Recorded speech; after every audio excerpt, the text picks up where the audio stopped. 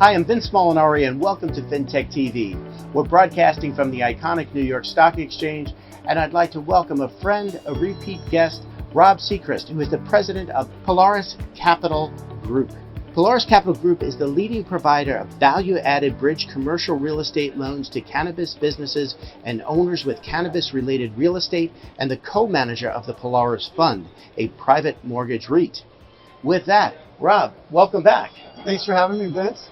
Well, I am delighted, and so much to talk about coming out of last week's bipartisan safe banking hearing. Yeah. There's so much going on, so impactful, I believe, to the industry. Start us off. Tell me what it all means. So why this one is important is that it always passes the House side, but now we're back on the Senate, and that's always the choke point. And this is bipartisan support, and I don't think they would be having a hearing on the Senate side concurrently with the House side unless they thought they had the votes. So this is meaningful. I have always said that I'm less optimistic every time it comes up, but the fact that they're driving on this during the macro environments that we're having in banking and still pushing forward with the hearing last week, and that the comment period from the witnesses was 7 days, which will be this week, and then the responses from the senators, I think within 30 or 45 days. So we could see something come to the floor in the next, after the summer session. So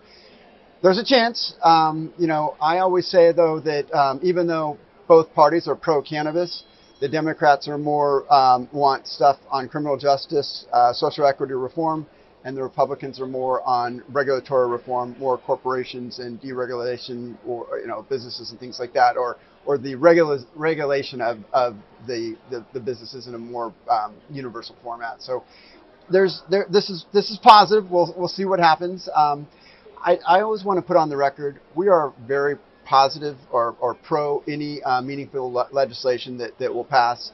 I think it'll help everybody in the industry, and it will reduce the costs. It'll help reduce, if we can reduce those costs that we borrow at, we can push that through to the industry, to our borrowers as well. And so we welcome any meaningful change, and we want to always make sure that we're on the record that we support this. Well, that's great. There's so much to unpack there. Let me try to go through some of it, Rob. So just, I guess, a positive signal, as you say, the fact that this is bipartisan, it's a Senate hearing, pretty strong signal in itself. But I think you kind of alluded to it, but in the midst of a bit of a banking crisis, as we can categorize it, that this conversation is still happening. So I would think that's meaningful in itself. It is. I mean, you got some people upset that it's happening because even though it's a $27 billion industry, which is bigger than MLB and NFL combined, it's nothing part of that puts it in perspective. Yeah, wow. Nothing. It's not that big compared to the $30 trillion U.S. economy, but the fact that they're driving on it is meaningful in spite of what's happening in the macroeconomic time right now. So you talk about comment period. You talk about when sessions reconvene in September. Is that a realistic time frame? Well, that's what the timeline kind of lays out to be. So we'll see.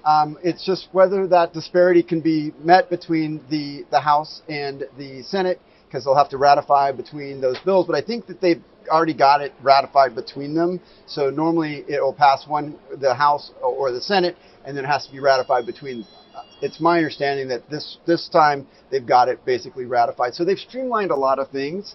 And hopefully we'll see something happen. It would be great. Well, as we close out, Rob, I don't want to say you've been pessimistic, but I'd say you certainly have a glimmer of optimism this time.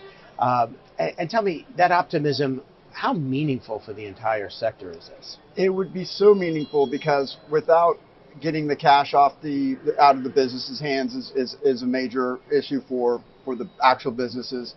But broadly, without institutional capital being able to come into the space, we really can't bring those costs down and drive the industry of where it really could be. And those are both really meaningful parts here. The whole entire cannabis sector for equity investments is, publicly traded, has been driven by over-the-counter publicly traded stocks, and that's primarily just retail.